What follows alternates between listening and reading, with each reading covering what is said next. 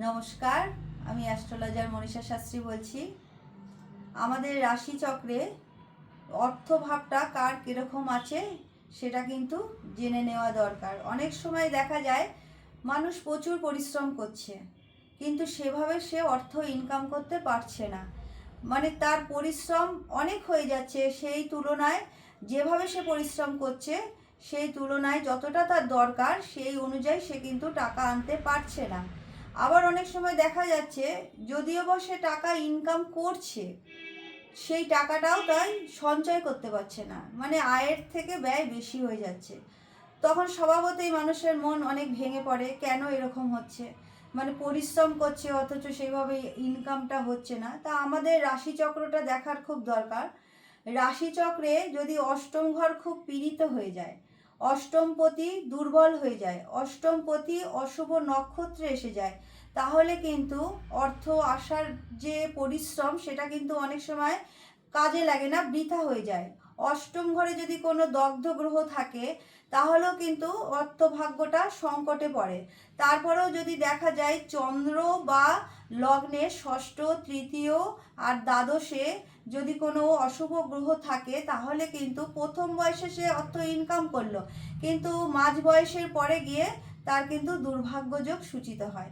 এখন দেখা যায় যে যদি চন্দ্র আর লগ্নের গোচরে যদি দেখা যায় কেতু সঞ্চার করেছে, কেতু যখন আসে তখন কিন্তু হঠাৎ ইনকাম করতে করতে ইনকামের জায়গাটা বন্ধ হয়ে যায়।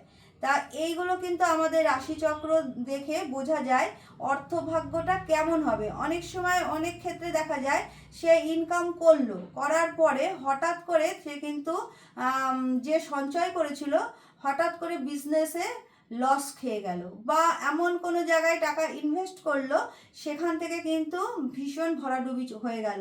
তার সবটাই কিন্তু আমাদের রাশিচক্র অ্যানালাইসিস করলে জানা যায়।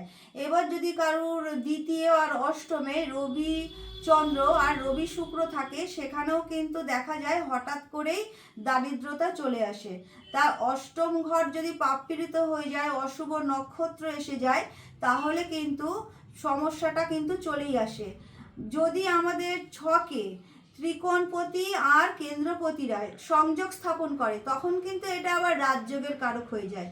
যেসব জাতক জাতিকা নবমপতির দশা বা ভাগ্যপতির দশা বা দশমপতির দশায় জন্মগ্রহণ করে তারা কিন্তু অনায়াসেই তাদের ভাগ্যটা সুপ্রসন্ন করতে পারে, তাদের সহজেই কিন্তু কেরিয়ার তৈরি হয়ে যায় বা অর্থর জায়গাটা প্রশস্ত হয়। কিন্তু কোনো জাতক বা জাতিকা যদি ষষ্ঠপতির দশায় বা অষ্টমপতির দশায় জন্মগ্রহণ করে সেখানে কিন্তু বলা যেতেই পারে তার জন্মটাই দুর্ভাগ্যের মধ্যে হয়। তা তবুও পুরো ছকটাকে আমাদের অ্যানালাইসিস করা দরকার, অর্থভাগ্য কার কেমন হবে। পরিশ্রম করলেই যে অর্থ সে সঠিকভাবে ইনকাম করতে পারবে তেমন নয়। তা সেই রাশিচক্রটাকে অ্যানালিস করতে হবে, কোন গ্রহ কোন পজিশনে আছে দেখতে হবে, রাজযোগ আছে কিনা। কিছু কিছু শুভ যোগ কিন্তু মানুষকে অনেক ভালো রাখে, আবার দশা অন্তর্দশা যদি মানুষের খারাপ চলে ভালো ইনকাম করতে করতেই কিন্তু খারাপ সময় চলে আসে। কেতুর জন্য অনেক সময় হঠাৎ করেই প্রবলেম চলে আসে।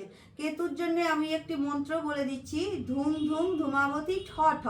এই মন্ত্রটা যদি আপনারা রোজ 72 বার করে 52 বার বা 108 বার করে আপনারা বলেন তাহলে কিন্তু কেতুর যে নেগেটিভিটি আছে সেখান থেকে অনেকটাই ভালো থাকতে পারবেন। তারপরেও এখন শ্রাবণ মাস শুরু হয়ে গেছে, আপনারা প্রত্যেক সোমবারে নিরামিষ খাওয়ার চেষ্টা করবেন, আর শিবলিঙ্গের মাথায় অবশ্যই দুধের সাথে কাঁচা দুধের সাথে কালো তিল আর চিনি মিশিয়ে অবশ্যই শিবলিঙ্গের মাথায় অর্পণ করবেন। আর ওং নমঃ শিবায় মন্ত্রটা 108 বার বলবেন বা ওং রুদ্রায় নমঃ মন্ত্রটা 108 বার বলবেন।